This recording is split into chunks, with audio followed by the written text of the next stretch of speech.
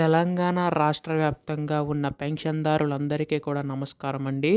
మనకి తెలంగాణ రాష్ట్ర వ్యాప్తంగా ఉన్న పెన్షన్ పంపిణీ సంబంధించి అయితే రాష్ట్ర ప్రభుత్వం అయితే గొప్ప శుభవార్త అయితే అందించిందనమాట.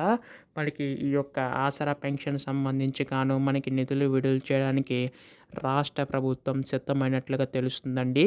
అయితే దీనికి సంబంధించి గాను ముఖ్యంగా చూసుకున్నట్లయితే వృద్ధుల వితంతులకి 4,000 రూపాయలు, దివ్యాంగులకి 6,000 రూపాయల చొప్పున అందించబోతుంది.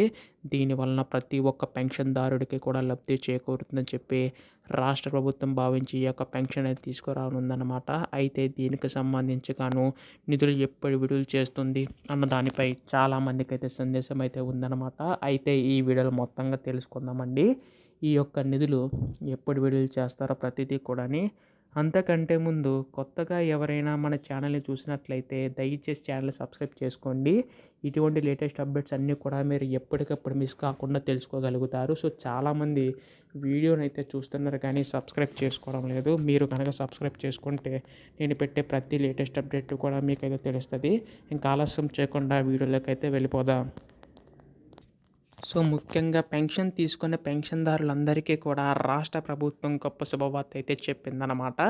ఇక్కడ మనకి గత ప్రభుత్వంలో ఆసరా పెన్షన్ కింద ఈ యొక్క ప్రభుత్వంలో చేయూత పెన్షన్ కింద పెన్షన్ అనేది అయితే అందించబోతుందండి.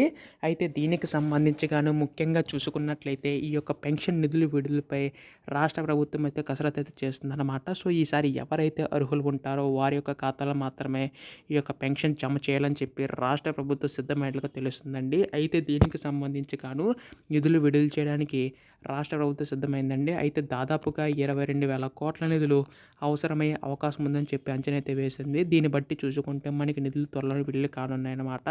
అయితే దీనిపై కూడా మనకి త్వరలో అధికార ప్రకటన రావాల్సి ఉంటుందండి.